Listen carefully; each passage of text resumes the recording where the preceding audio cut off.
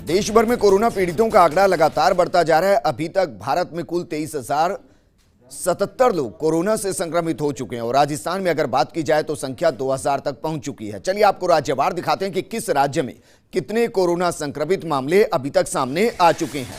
एक एक करके शुरुआत करते हैं और शुरुआत करते हैं जम्मू कश्मीर के साथ। जम्मू कश्मीर को जरा देखिए। जम्मू कश्मीर में 434 मामले सामने आ चुके हैं। परसों 18 मामले सामने आए थे, कल वहां 27 मामले सामने आए थे। पंजाब को जरा देखिए। पंजाब में 277 मामले सामने आ चुके हैं। हरियाणा के अंदर 272 मामले सामने आ चुके हैं। पंजाब और हरियाणा, जहां कहा जा सकता है कि बीते एक सप्ताह के अंदर स्थिति को थोड़ा कंट्रोल करने की कोशिश की गई और जिस तरीके से पूरे देश के अंदर कोरोना संक्रमितों का आंकड़ा बढ़ रहा है, उसके मुकाबले पंजाब और हरियाणा में ये रेशो काफी कम है। वहीं अगर बात की जाए राजस्थान की, तो राजस्थान में आंकड़ा 2000 के करीब पहुंच चुका है, कहीं 2000 के आसपास है। और इसके पीछे की वजह दो बड़े एपिसेंटर उभर कर आना, एक अजमेर और दूसरा जयपुर। जयपुर के अंदर लगातार मामले सामने आ रहे हैं और अगर कुल आंकड़ों की बात की जाए तो 40% से ज्यादा मामले अकेले जयपुर के अंदर है। बात अगर की जाए गुजरात को जरा देखिए। गुजरात के अंदर 2624 मामले सामने आ चुके हैं। गुजरात के अंदर भी बीते 24 घंटे में लगभग 80 के करीब नए मामले सामने आ चुके हैं और गुजरात में भी यह आंकड़ा बहुत तेजी से आगे बढ़ रहा है। बात अगर की जाए महाराष्ट्र की, तो महाराष्ट्र में अब आंकड़े बढ़कर 6430 हो चले हैं। महाराष्ट्र की अगर बात की जाए तो 45% के करीब जो आंकड़े हैं वो अकेले मुंबई के अंदर है। मुंबई में ही आंकड़ा 3000 के पार पहुंच चुका है। वहीं अगर बात की जाए मौतों के परसेंटेज की, तो उसमें भी ज्यादातर मौतें मुंबई के अंदर हुई है। कर्नाटक को जरा देखिए। 445 मामले सामने हैं। कल के मुकाबले बहुत ज्यादा बढ़ोतरी मामलों के अंदर नहीं हुई है। लेकिन केरल को देखिए। केरल के अंदर अचानक से 447 मामले हो चले हैं। एक सप्ताह पहले यहां स्थिति पूरे तरीके से कंट्रोल में थी। 421 के आसपास यह आंकड़ा रुका हुआ था।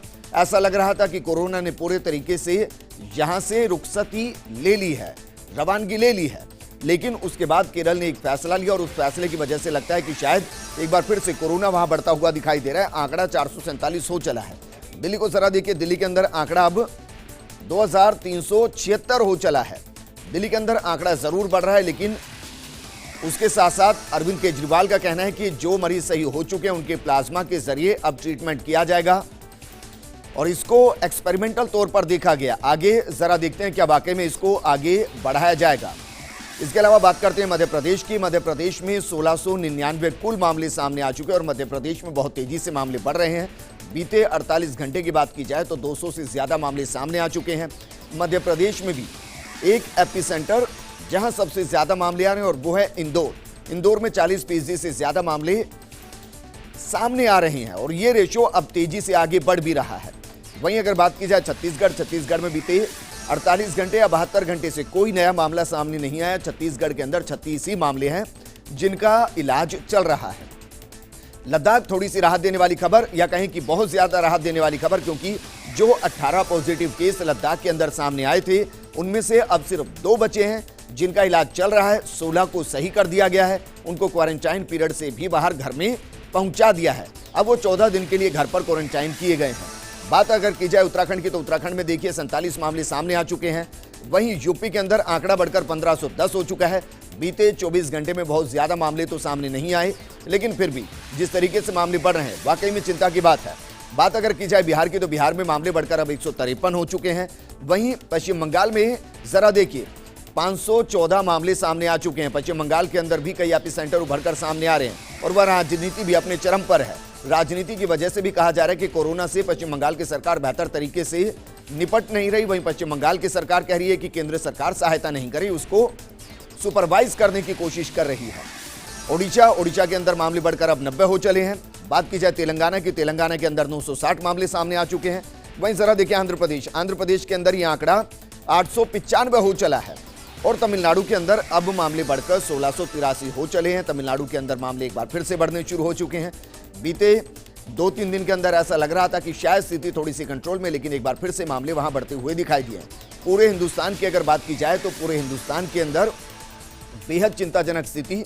23,077 मामले अभी तक सामने आ चुके हैं और उनमें से 718 लोगों की मौत हो चुकी है। बीते 24 घंटे में 50 से ज्यादा लोगों की मौत कोरोना की वजह से हो चुके हैं। राहत की बात यह है कि इन 23,000 में से 4,000 मामले ऐसे हैं जो सही हो चुके हैं, जिनका इलाज हो चुका है। लेकिन अब हम आपको बताते हैं कि राज्यवार आंकड़ा क्या कुछ है, कितने संक्रमित मामले सामने हैं और उसके मुकाबले कितने लोगों की मौत हो चुकी है।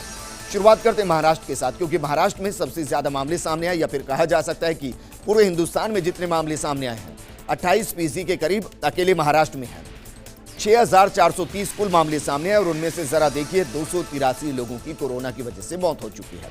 बात की जाए दिल्ली की, तो दिल्ली के अंदर 2376 मामले सामने आ चुके हैं, उनमें से 50 लोगों की मौत कोरोना की वजह से हो चुकी है। वहीं गुजरात को जरा देखिए, गुजरात का आंकड़ा बताता है कि 2624 कुल मामले सामने आए और 112 लोगों की मौत हो चुकी है। जरा याद कीजिए, 1 से 7 अप्रैल के बीच यहां बहुत ज्यादा मामले नहीं थे, लेकिन 8 अप्रैल से गुजरात में अचानक मामले बढ़ने शुरू हुए और बढ़ते बढ़ते स्थिति 2624 तक पहुंच चुकी है।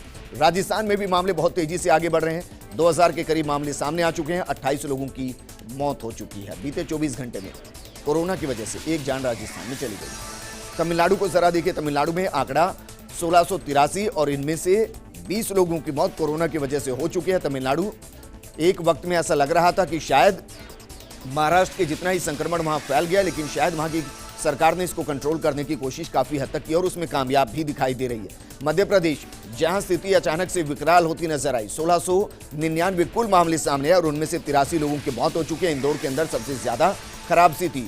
इंदौर को आप इसी तरीके से समझिए जिस तरीके से महाराष्ट्र के अंदर मुंबई और राजस्थान के अंदर जयपुर, कुछ इसी तरीके से एपी सेंटर इंदौर मध्य प्रदेश में बना हुआ है। उत्तर प्रदेश को जरा देखिए, 1510 कुल मामले सामने आ चुके हैं, 24 लोगों की मौत कोरोना की वजह से हो चुकी है।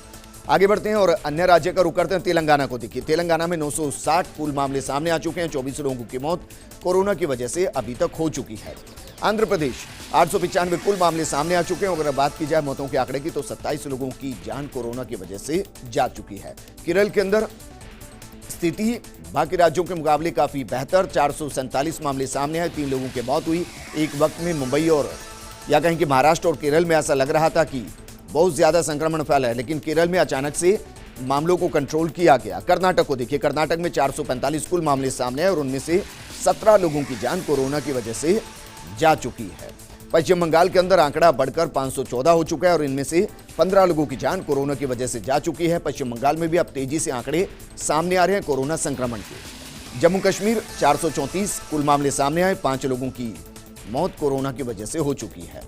तो ये दरअसल हम आपको एक एक राज्य के जरिए बता रहे हैं कि किस तरीके से राज्यवार कोरोना